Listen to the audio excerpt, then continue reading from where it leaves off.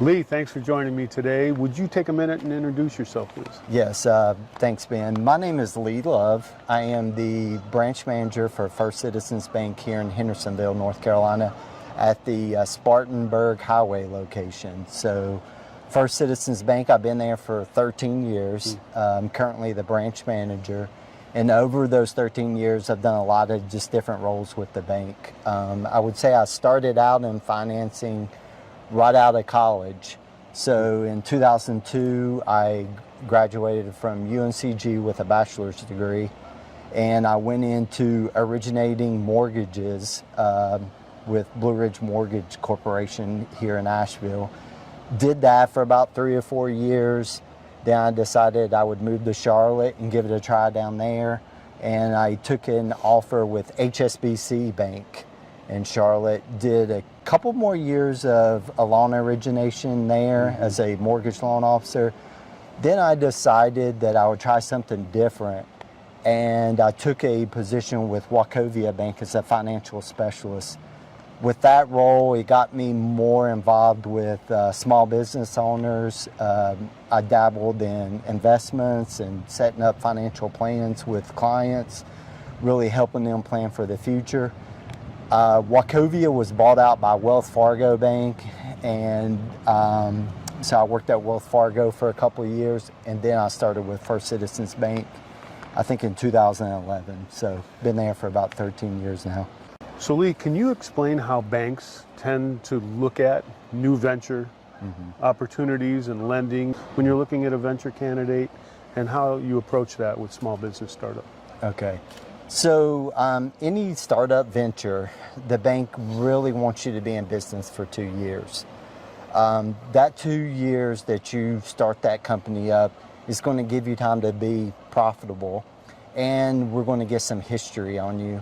And the other thing that it's going to do is, like most like most businesses, they're not profitable when they first open up.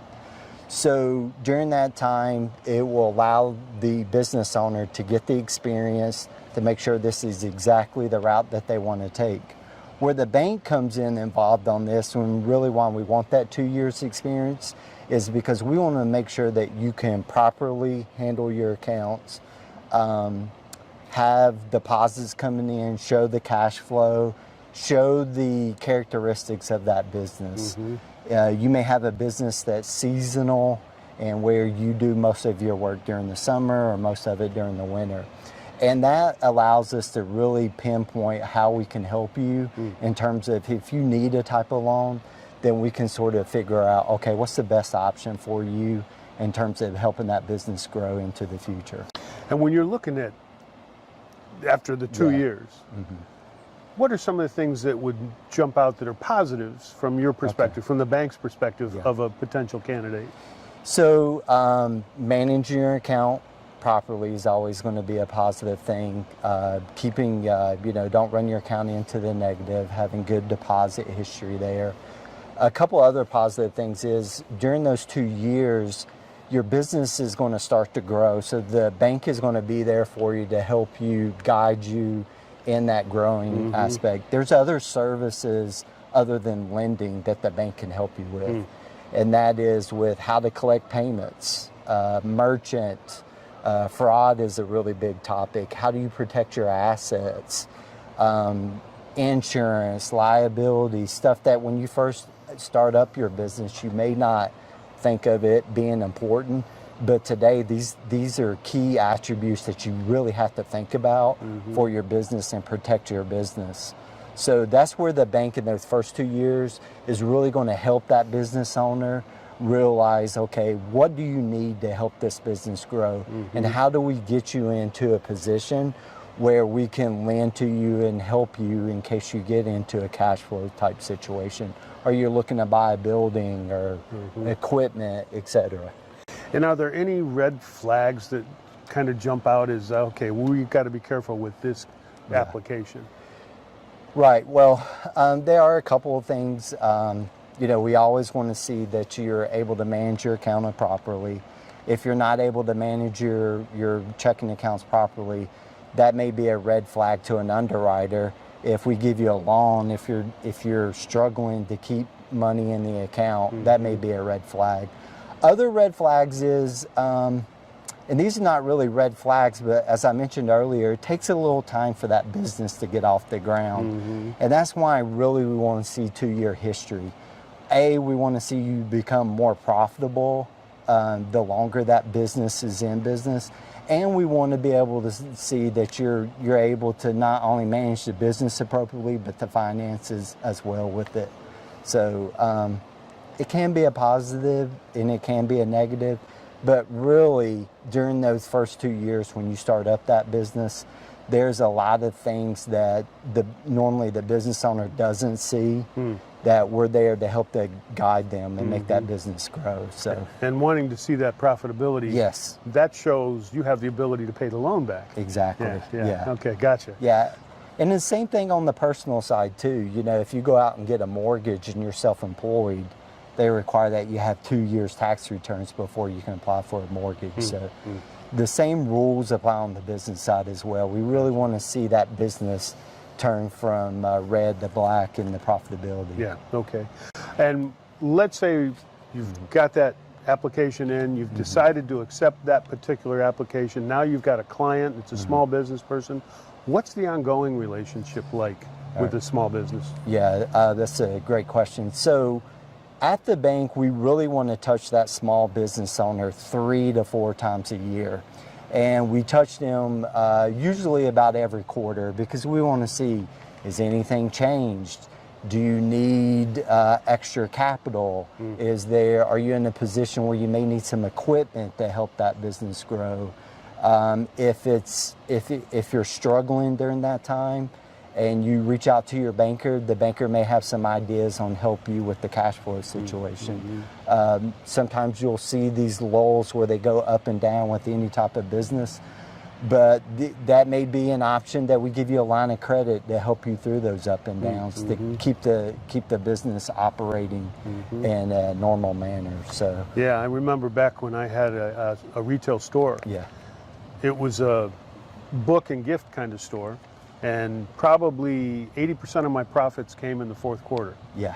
And that meant I had to have the inventory there before the sales came in. Yeah. So there's that credit line to make sure I could bring in what I needed to bring in to do the season.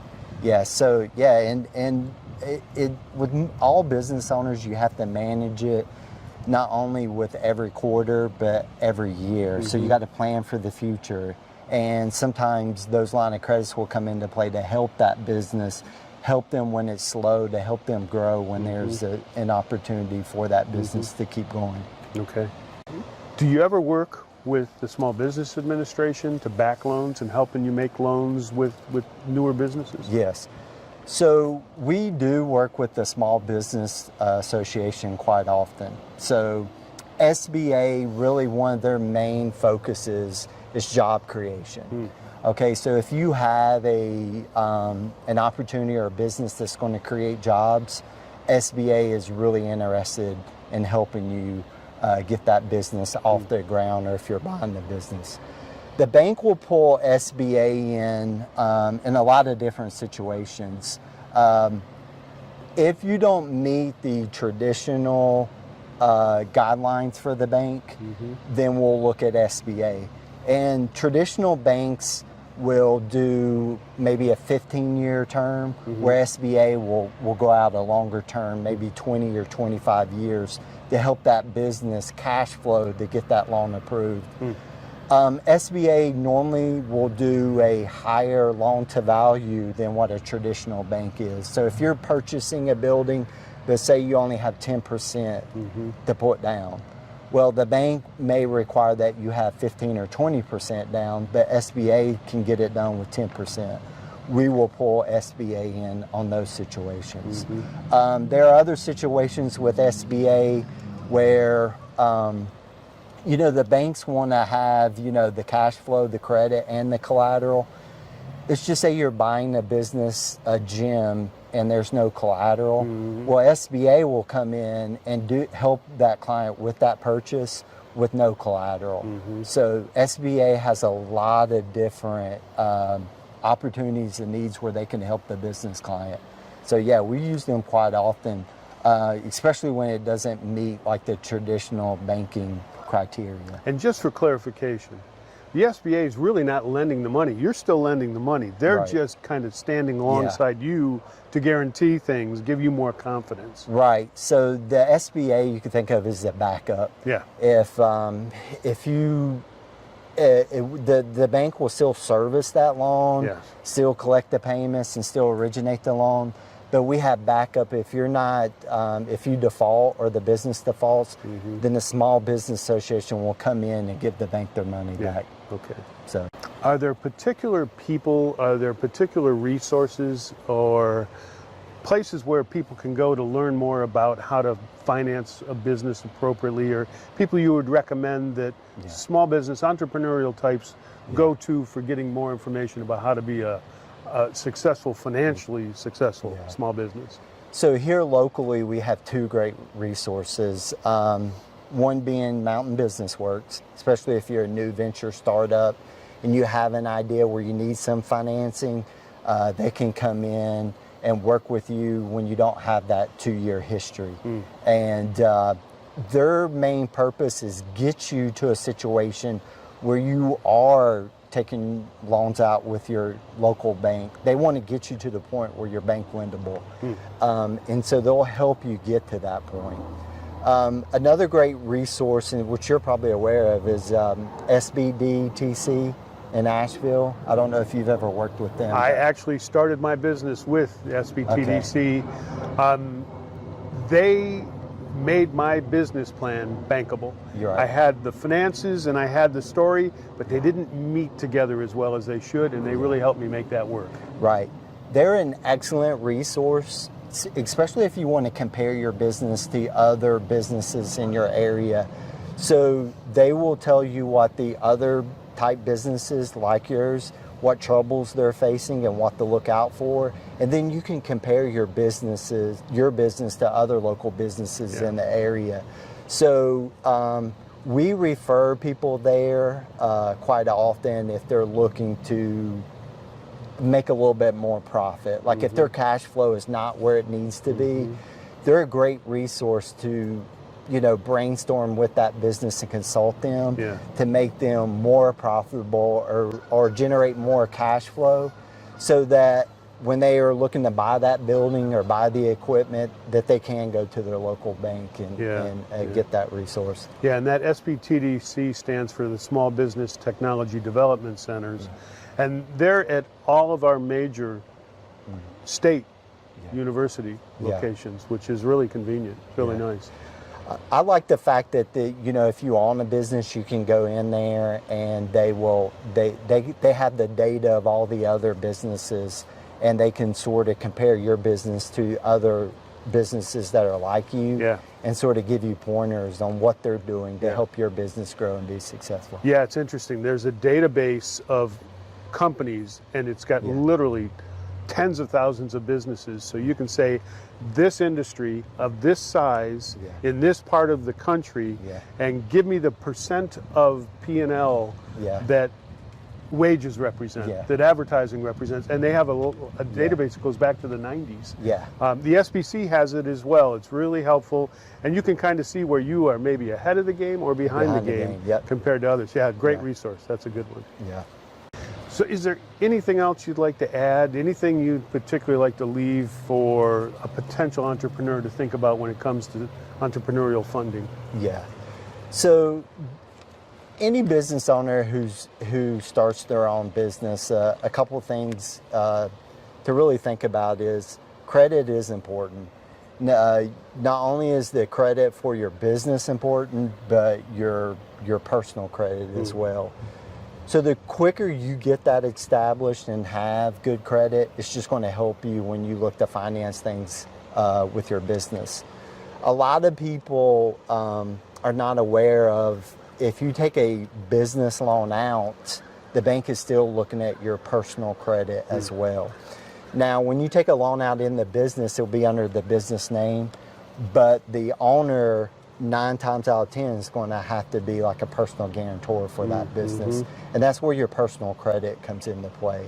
So getting it established and getting it where it needs to be is just going to help you and your business. A couple other things to look out for is make sure you don't take out too much too early. So steady growth is great, and lots of times we see business owners where they'll have a great idea, but they'll take out too much financing too early, where the sales are not there yet to support the loans that they're taking out. So, just be cautious of that, and really think about, do I really need this before you take out a loan? And it will just help, any headaches that you may have in the future.